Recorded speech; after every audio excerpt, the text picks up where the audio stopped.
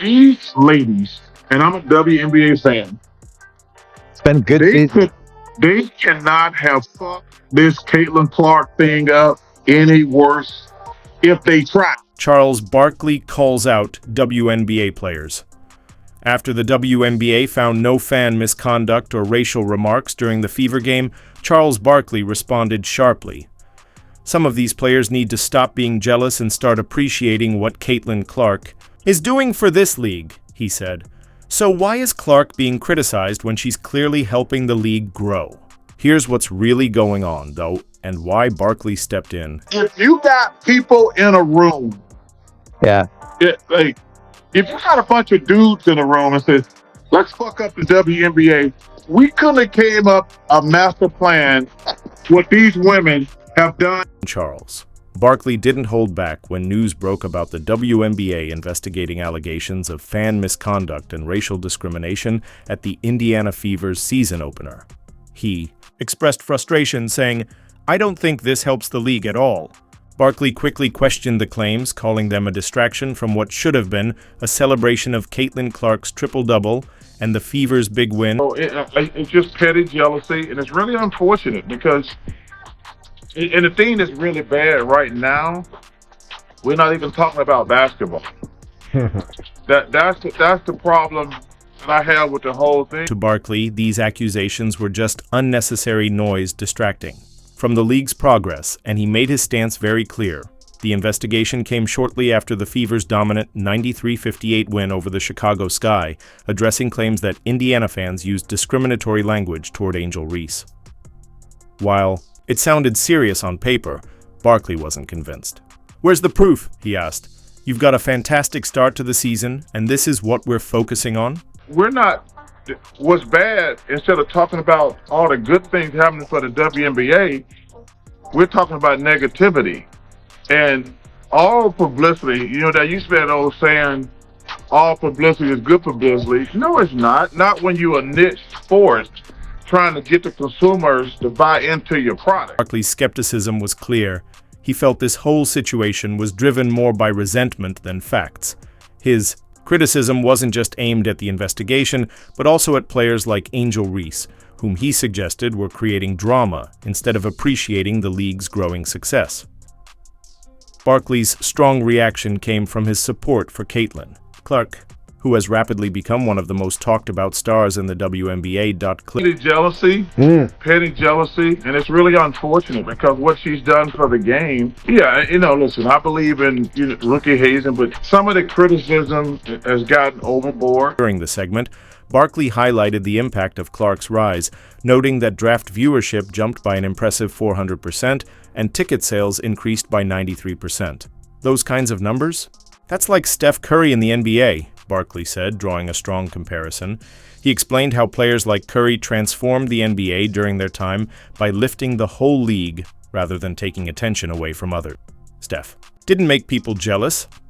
He made people money, Barkley added firmly. Girls got to grow up and yo, you know what? I can go at her hard on the basketball court, but the visibility and stuff she's bringing to the league is going to fill all our wallets up in the long run. Barkley saw Clark's presence as a turning point for the WNBA, a golden opportunity if handled right. But things got heated when he didn't just defend Clark's impact. He called out the jealousy behind some of the criticism. "There's some petty jealousy going on here," he said sharply with a hint of sarcasm. Instead of seeing her as a threat, players should be saying, "Thank you, Caitlin Clark, for making the world pay attention." Barkley's frustration was clear and unmistakable. The stuff toward her is petty and jealous. And the thing I love about her, she never says a word. But there's been so much negativity, and a lot of it is just petty jealousness. For Barkley, this wasn't just about unfounded allegations. It pointed to a bigger problem within the league. He saw players focusing more on tearing each other down than building the league up. Instead of celebrating Clark's impact, some seemed determined to twist the story. Barkley made it clear his frustration wasn't only with the claims, but with how this controversy overshadowed the Fever's strong opener and Clark's impressive triple-double. Like I say, it's just a lot of petty jealousy out there, and it's really unfortunate. Taken away from the women's game. Because no matter what sport, if you're talking more about something other than the sport, so anything, this is just taken away from the game, in my opinion. Moments that should have been celebrated as a strong start to the season were instead overshadowed by needless negativity. This league has enough challenges without players turning against each other, Barkley said, shaking his head. What message does that send to fans if we focus more on unproven claims than on the game itself? Just as suspected, nothing. And that other fan base, the old fan base, came after the Fever players, Fever fans. By the end of his statement, Barkley's position was firm. Some of these players, he said, pausing for emphasis, need to stop being jealous and start being grateful. Caitlin Clark is doing what most of them haven't, bringing attention to this league. His straightforward words captured the frustration shared by many fans and commentators who want the WNBA to focus on growth instead of division. With the investigation's results clarifying the situation, Barkley made it clear where his loyalty lies. It's really unfortunate, and it just and I like the way she's handling. She hasn't said anything because you got so many fools out here who got opinions, unfortunately negative opinions on television, on radio, and things like that. So I'm glad she's staying above the fray. The WNBA investigation is complete and the findings are clear. No evidence supports the claims of fan misconduct or racial discrimination during the Indiana Fever's season opener. After interviewing fans, arena staff, and reviewing game footage, the league concluded that the accusations against Fever fans were unfounded.